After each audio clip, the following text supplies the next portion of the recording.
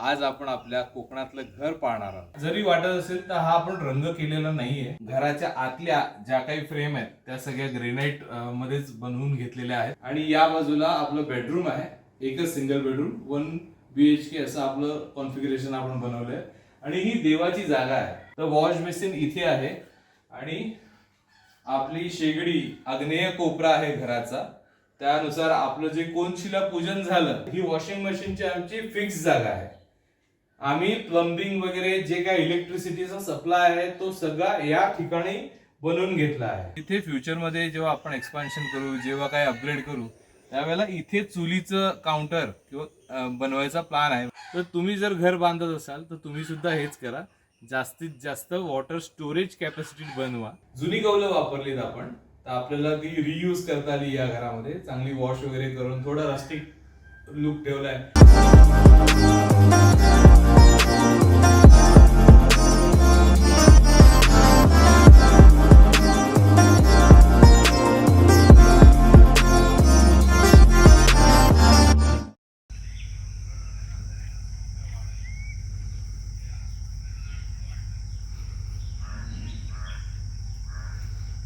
नमस्कार मंडळी, आजच्या भागात तुमचं हार्दिक स्वागत. मंडळी, आजचा भाग विशेष आहे.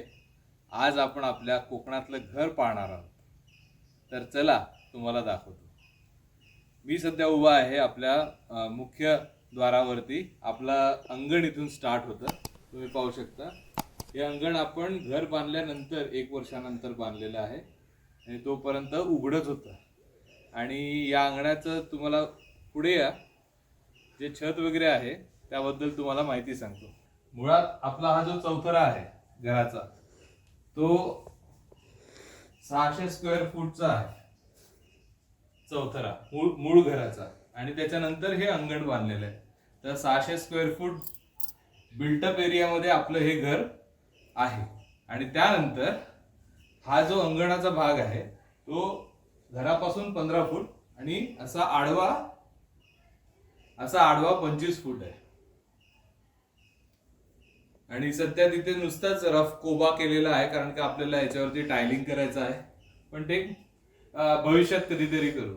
तर तुम्ही पाहू शकता ए फ्रेमचं आपण हे छप्पर बांधलेलं आहे वरती फायबरच्या पत्र्यांचं. तर म्हणजे तुम्हाला हे अंगण कसं वाटलं खाली कमेंट करून सांगा. तर आता आपण आपलं घर आतून पाहूया. चला. अंगण एवढं उंच बनवलं आहे की फक्त 2 पायऱ्या वरती चढून यावं लागतं आपल्याला. काही काही ठिकाणी 3 पायऱ्या 5 पायऱ्या असतात. पण यावेळेला आपण अंगणातच 1 पायरी वर चढून येतो आणि इथे या 2 पायऱ्या घेऊन आपण घरात येतो. हा आपला घराचा मूळ दरवाजा फणसाचा आहे. तर तुम्हाला याच्यावरती डिझाईन दाखवते. ही बघा कशी वाटते. याला अजून काही पॉलिश वगैरे केलं नाहीये आपण. तो मुळात 1-2 वर्ष सुकू द्यायचा होता आपल्याला. प्रॉपर सुकला की मग त्याच्यावरती पॉलिश करायचं. घर बांधून आता 3 वर्ष पण नाही झालेली आहेत. या तर स्वागत आहे तुमचं आपल्या घरामध्ये. हा आहे आपला हॉल रूम किंवा लिव्हिंग रूम आपण ज्याला म्हणतो. हा आहे 14 फूट बाय 15 फूट. आणि तुम्ही वर बघाल तर आपण माळा बनवलेला नाहीये, म्हणून त्यामुळे हाय सिलिंगचा आपल्याला लाभ घेता येतो. घरामध्ये गरम होत नाही. वरती बघाल तर कौलारू छप्पर आहे आपल्या. जुनी कौलं वापरलीत आपण, तर आपल्याला ती रियूज करता आली या घरामध्ये. चांगली वॉश वगैरे करून थोडा रस्टिक लुक ठेवलाय. काही काही कौलं अजूनही काळी आहेत, बघायला छान वाटतं. आणि मेटलचं स्ट्रक्चर आहे वरती. तुम्ही बघाल तर सगळं मेटलचं स्ट्रक्चर आहे. रंग मारून घेतलेला आहे त्याला आधीच. आणि त्याच्यावरती ती आपली टेराकोटाची कौलं, हे खूप छान कॉम्बिनेशन दिसतं. आणि आत्ताच तुम्हाला सांगतो, तुम्हाला जरी वाटत असेल तर हा आपण रंग केलेला नाहीये घराला. ही फक्त लांबी लावून घेतली. कारण आमच्या कॉन्ट्रॅक्टरनी ही दिलेली आम्हाला एक युक्ती आहे की ते म्हणाले की अभिषेक, तू कलर करणार नसशील तरी पण नुसतंच कॉन्क्रीटचे प्लास्टर सोडू नकोस घराला. खूप डार्क वाटतं ते घर. त्यापेक्षा फक्त लांबी मार आणि रंगकाम तुला हवं तेव्हा नंतर कर. त्यामुळे घरात जरा उजेड राहतो आणि तुम्ही पाहू शकता अगदी रंग मारल्यासारखंच वाटतो. तर आता तुम्ही पाहाल इथे 2 विंडो आहेत. ही एक मोठी विंडो आहे 4 बाय 6 ची. आणि त्याच्या समोर 4 बाय 4 ची ही मुख्य भिंतीला म्हणजे आपल्या बाहेरच्या भिंतीला ही विंडो आहे, ती आपण सध्या बंद ठेवलेली आहे. आणि आता तुम्ही बघाल तर इथून किचन चालू होतं आणि या बाजूला आपलं बेडरूम आहे, एकच सिंगल बेडरूम, 1 BHK असं आपलं कॉन्फिगरेशन आपण बनवलंय. आणि ही देवाची जागा आहे, एक घराचा बरोबर मध्यभाग आहे आणि त्यामुळे आपण ब्रह्मस्थानावरती हे देवाची एक जागा बनवलेली आहे, 3 बाय 2.25 फूट, 3 बाय 2 फूट. तर तुम्ही पाहाल की घरामध्ये फर्निचर आम्ही अजून बनवलेलं नाही आहे. हे जे काही तुम्हाला फर्निचर दिसतंय इथे लाकडाचं, ते आमचं विरारच्या घरातलंच आम्ही इथे घेऊन आलो. अगदी हे जे बेड बघतायत, सोफे बघतायत, ते पण 2.5 बाय 6चे आपले विरार मधलेच बेड आहेत, ते आपण इथे येऊन ऍज अ सोफा म्हणून वापरतोय. आणि आई बाबा इथेच झोपतात, त्यांना इथेच झोपायला आवडतं. दुसरी गोष्ट, एक आमचा जुना टीव्ही युनिट आहे, तो ऍज अ स्टोरेज म्हणून सध्या आम्ही वापरतोय. नवीन काहीही फर्निचर आम्ही इथे तयार केलेलं नाही. इथे टीव्ही असतो, सध्या तो बिघडलेला आहे, रिपेअरिंगला गेलेला आहे आणि त्यामुळे इथे आपला 32 इंचाचा टीव्ही आहे. हा दरवाजा इथे संपतो आणि बेडरूमचा दरवाजा इथे स्टार्ट होतो. या एवढ्या जागेत तो टीव्ही बरोबर बसला आणि इथे बसून, या बैठकीत बसून आपल्याला हे टीव्ही पाहता येतो. तर म्हणजे आता आपण आपला बेडरूम बघायला जाऊया. चला, लाईट्स लावतो. या आपला बेडरूम साधा 10 बाय 10चा बेडरूम आहे, बट अटॅच टॉयलेट आहे त्याला. इथे एक विंडो आहे, जशी हॉलमध्ये दुसरी विंडो आहे तशीच 4 बाय 4ची विंडो आहे आणि इथे 6 बाय 4ची विंडो आहे. आणि यामुळे खूप छान व्हेंटिलेशन राहत आहे. आता ही गादी उभी तुम्हाला दिसते, ही पाडून आम्ही झोपतो. बेड तर नाहीये, जसं मी म्हटल्याप्रमाणे नवीन काही फर्निचर आम्ही इथे तयार केलेलं नाही अजून. आणि हे कपाट वगैरे सगळं जुनच आहे, विरारमधनं आणलेलं, तसंच्या तसं आम्ही वापरतोय. तुम्ही पुढे याल खिडकीकडे आणि मागे वळून बघाल तर इथे वरती सज्जा बनवलेला आहे. तर इथे वरती सज्जा बनवलेला आहे. जेव्हा वरची विंडोच्या वरची जी रिंग मारतात RCCची विंडोच्या वरची, त्यामध्येच हा सज्जा त्यांनी बनवून दिलेला आहे कॉन्ट्रॅक्टरने आम्हाला. आणि त्यामुळे भरपूर अडगळीचं सामान जे आहे ते तिथे स्टोअर करता येत आहे आम्हाला. आणि ही माझ्या मागची जी जागा आहे सज्जाच्या खालची, ही वॉर्डरोब स्पेस आहे ऍक्च्युली, पण ती आम्ही अजून काही बनवलं नसल्यामुळे अशीच आहे. आणि आमचे ट्रंक वगैरे जे अंथरुण आहेत, एक्स्ट्राचे अंथरुण, रोजचे वापराचे कपडे, हे सध्या आई वगैरे इथे ठेवत असते आपली. नंतर आपण याचं बाथरूम बघूया. बाथरूम पण अटॅच बाथरूम केलंय आपण. या इथे असं वेस्टर्न कमोड खाली आणि वॉशरूम, असं हे बाथरूम आहे. तुम्ही घरात बघाल आमच्या जेवढे बाथरूम आहेत त्यांच्या सगळ्यांच्या टाईल्स ह्या सेम आहेत. ती पण एक ट्रिक आहे कॉस्ट कटिंगची. तुम्ही घरात जेवढे वॉशरूम आणि जेवढ्या टाईल्स आहेत त्यांचा प्रकार कमी केलात, वेगवेगळ्या प्रकारचे न आणता एकाच प्रकारचे आणलेत, तर तुमचा तेवढा कॉस्टमध्ये भरपूर फायदा होतो. तर आता आपण किचनकडे वळूया. चला, तुम्ही एक बघाल की घरामध्ये मी ना हॉल रूम किंवा पॅसेज ठेवला नाहीये, हे जागा वाचवण्यासाठी आहे. बरं, जाता जाता एक राहिलं, या दरवाजाच्या मागे एक अशी निश बनवलेली आहे, एक जागा बनवली आहे जिथे शेल्फ टाकून आपण स्टोरेज बनवणार आहोत. म्हणजे जे काही मोठी मोठी साहित्य आहे, जे काही सामान आहे, ते आपल्याला इथे दरवाजाच्या आड करून ठेवता येईल. पण आता सध्या तिथे काही केलं नाही, फक्त जागा रेडी आहे, आपल्याला ते करायचं आहे. तसंच सिमिलर जागा आपण किचन मध्ये सुद्धा केली आहे, ती पण तुम्हाला दाखवतो. या हे दरवाजे वगैरे जे काय आहेत ना, ते पण सगळे आपल्याला कॉन्ट्रॅक्टरनेच दिलेले आहेत. तुम्ही बघाल तर मी घराच्या आतल्या ज्या काही फ्रेम आहेत त्या सगळ्या ग्रेनाइट मध्येच बनवून घेतलेल्या आहेत. त्यामुळे तिथे लाकडाचा म्हणजे ठेवला नाहीये प्रकार. ग्रेनाइटमुळे ते थंडीमध्ये आकसत नाही, काय जसं लाकूड होतं तसं होत नाही. आणि हे दरवाजे रेडीमेड जे मिळतात तेच आहेत आपले. हा एकच दरवाजा आहे जो असा घराच्या आतमध्ये आहे, बाकीचे सगळे दरवाजे घराच्या बाहेर आहेत. या तुम्हाला दाखवतो. हॉलमधनं इथे लगेच म्हणजे कुठलाही पॅसेज न ठेवता आपण सरळ किचन मध्ये वळतो. तर या आपलं किचन आहे 16x8चं. अशी विड्थ 8 फुटाची आहे आणि अशी 16 फुटाची आहे. तुम्ही जिथे उभे आहात तिथे बाथरूम स्टार्ट होतात, तर तिथे आपण नक्की बघू. आणि ओटा हा आपला असा 8 फूट आणि इथून 2 फूट. कॉन्ट्रॅक्टरच्या नियमानुसार म्हणजे त्यांच्या बजेटनुसार आपल्याला जे ते पर स्क्वेअर फीटचा हिशोब देतात त्यानुसार त्यांना 10 फुटाचा ओटा ते लोक बनवून देतात. म्हणून मी 8 फूट असा ते आयदर असा करायचा होता या बाजूनी आपल्याला, असा या खिडकीच्या बाजूनी, किंवा या खिडकीला असा विटाळून घ्यायचा होता. तर आपण 8 फूट असा आणि 2 फूट असा मिळून 10 फुटाचा हा झालेला आहे. तर वॉश बेसिन इथे आहे आणि आपली शेगडी आग्नेय कोपरा आहे घराचा. त्यानुसार आपलं जे कोनशिला पूजन झालं, घराचा जो पहिला कोना पायाचा बसवला गेला ते या कोपऱ्यात खाली बसवला गेला. हा आपल्या घराचा आग्नेय कोपरा आहे आणि इथे आपण शेगडी लावलेली आहे त्या दृष्टीनेच. तुम्ही बघाल की हॉलमध्ये जो टीपॉय आहे आणि हे जे टेबल आहे हे फक्त आम्ही इथे विकत घेतलं. काही चेअर्स त्याच्यासोबत विकत घेतले आहेत, त्या इथे बसण्यासाठी ब्रेकफास्ट नूक म्हणून आपण वापरतोय. सिमिलरली इथे 4x4 ची खिडकी आहे आणि इथे 3x4 ची खिडकी आहे. त्यामुळे इथे भरपूर छान व्हेंटिलेशन असतं आणि अगदी म्हणजे उन्हाळ्यात पण गरम होत नाही.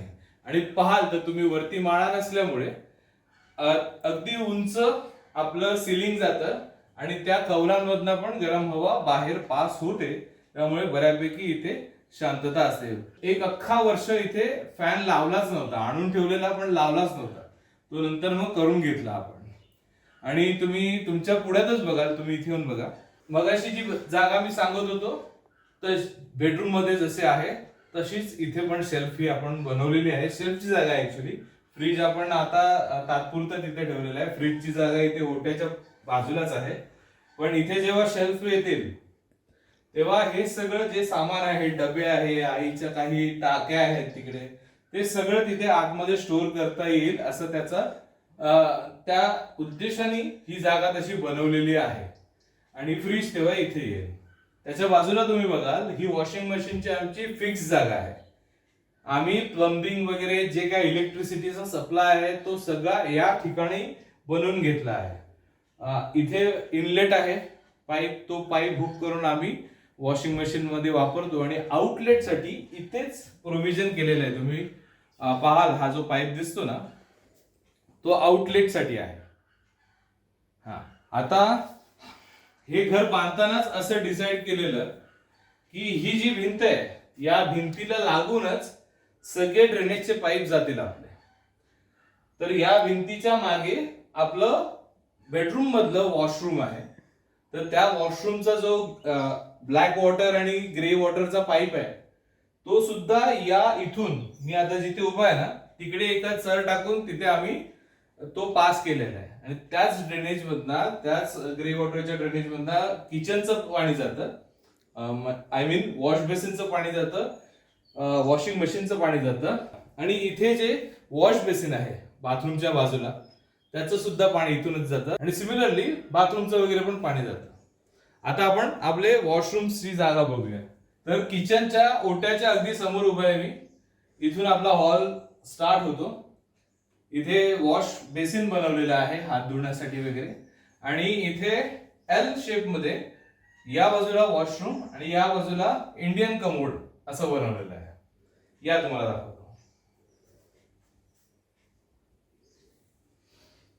हे आपलं 7x4 फुटाचं मोठं कॉमन वॉशरूम आहे आपल्या घरातलं. त्यात पण WC आहेत.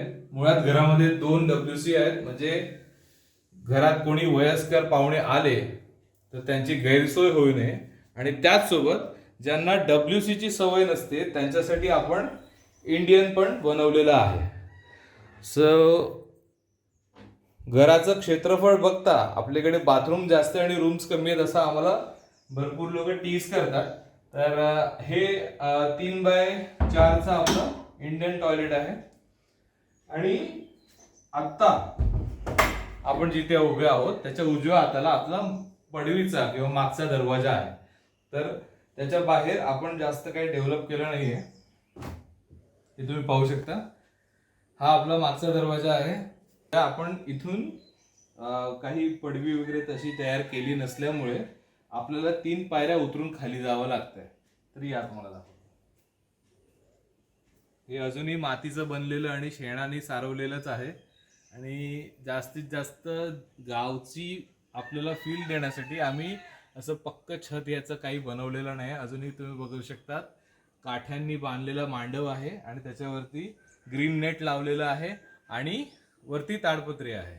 सो ॲक्च्युली सध्या पावसाळा जास्त होता, नोव्हेंबरपर्यंत पाऊस पडत होता. नाहीतर हे वरची जी ताडपत्री आहे ती आम्ही काढून ठेवतो आणि मग त्याच्या जागी फक्त जो ग्रीन नेट आहे तो राहतो. त्यामुळे थोडा इथे अजून उजेड येतो. तर आपला हा जो कोपरा आहे पडवीचा, आग्नेय कोपरा, तिथे फ्युचरमध्ये जेव्हा आपण एक्सपान्शन करू, जेव्हा काही अपग्रेड करू, त्यावेळेला इथे चुलीचं काउंटर किंवा बनवायचा प्लॅन आहे. म्हणजे अर्ध भिंत घालून त्याच्या आडोशाला चूल बनवायचा प्लॅन आहे. आणि हे थोडं रेस पण करणार आहोत आपण, 1 पायरी वरती करणार आहोत, जेणेकरून जसं पुढच्या अंगणामध्ये कसं 2 पायऱ्या उतरून आपण खाली उतरतो, तसंच इथे सुद्धा 2 पायऱ्या उतरून आपण या पडवीमध्ये उतरू शकणार आहोत.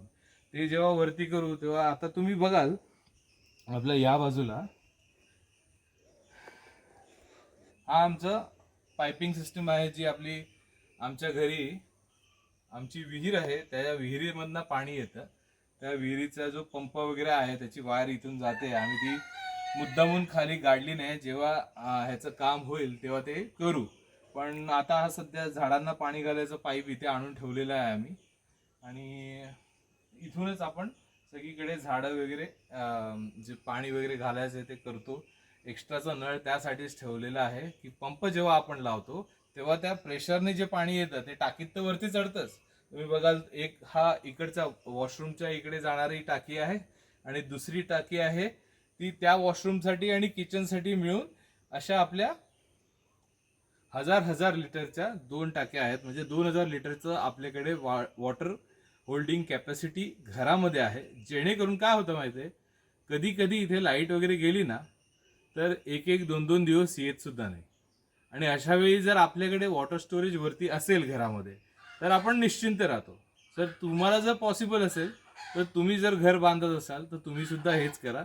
जास्तीत जास्त वॉटर स्टोरेज कॅपॅसिटी बनवा, जेणेकरून आपल्या अनिश्चित जे सप्लायज आहेत त्याच्यावरती आपण निर्भर राहणार नाही. तर मंडळी, असं आहे आमचं कोकणातलं छोटंसं घर. आय होप तुम्हाला ही व्हिडिओ एंटरटेनिंग आणि नॉलेजेबल वाटली असेल. जर तुम्हाला आमच्या या घराबद्दल काही प्रश्न असतील तर ते खाली कमेंटमध्ये विचारा, आम्ही त्याचं तिथेच उत्तर देऊ तुम्हाला. मंडळी, जर तुम्हाला ही व्हिडिओ आवडली असेल तर याला लाईक करा आणि आपल्या मित्रमंडळींबरोबर शेअर करा. त्याचसोबत तुमचे अभिप्राय, तुमचे जे काही एक्सपिरियन्स असतील कोकणामध्ये घर बांधायचे, ते तुम्ही खाली कमेंट करायला विसरू नका. भेटूया अशाच एका भागामध्ये. तोपर्यंत धन्यवाद.